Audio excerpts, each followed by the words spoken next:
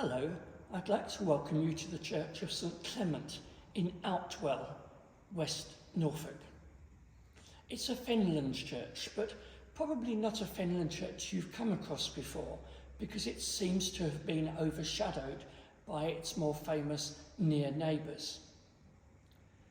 It's a church built from the mid-15th to the early 16th centuries, and as such represents a lot of the wealth that this part of England had to offer at that period.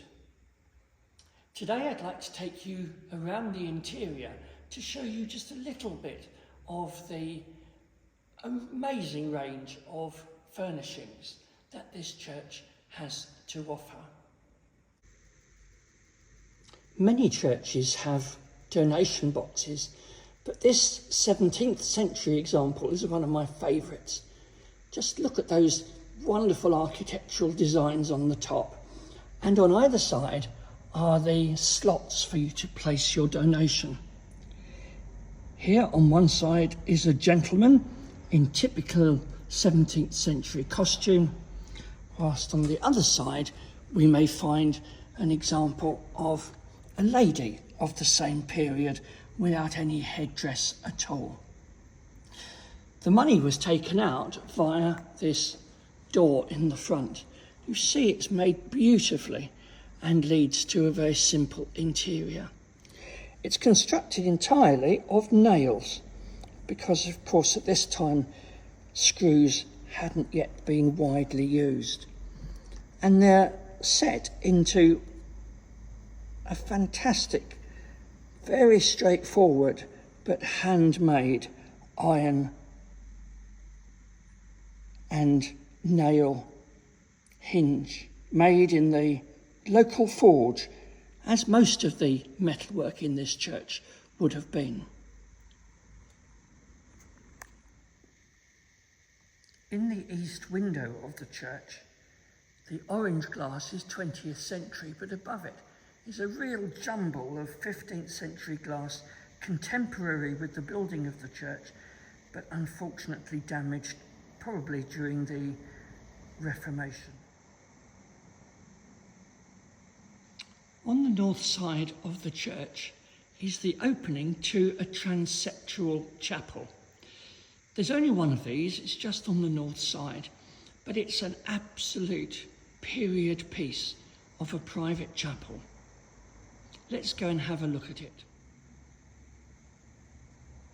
The most important thing to notice about this chapel is its roof structure, because here we have a hammer beam roof, the edge of the roof being supported by angels, and we can clearly see here angels not just on the wall plate below, but on the hammer beam roof above. East Anglia is known for its wonderful hammer beam roofs, but this is one in miniature, just of 2.5 bays. And look at its wall plate, the horizontal timber that helps join nave and roof.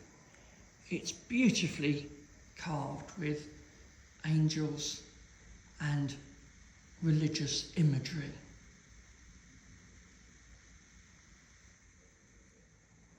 This is the memorial to the Beaupre family.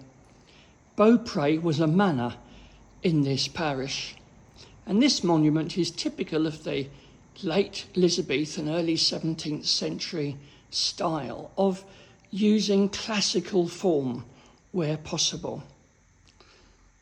20 years earlier, this would have been in the Gothic style, and in fact the tomb chest at the bottom is still predominantly Gothic. But then you get these barley twist pillars to left and right, an armorial surrounded by fruit in the centre, and a classical pediment which goes up to a Gothic survival entablature.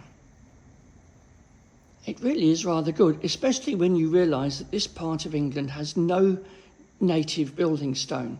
And all this had to be imported from elsewhere.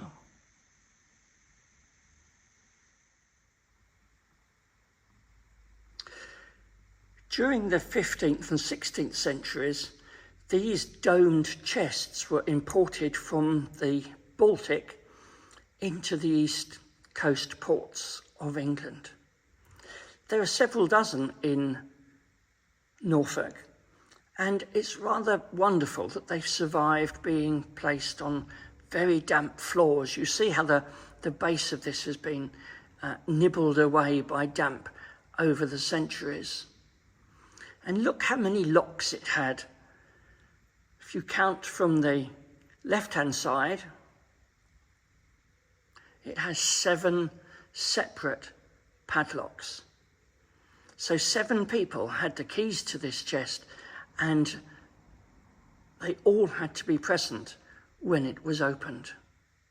In this view, looking down the nave, we see the great treasure of this church, which is its angel roof. The angels aren't on the hammer beams as they were in the chapel we just saw, but instead on the tie beams and wall plates. It really is one of the most fantastic roofs in this part of the Fens.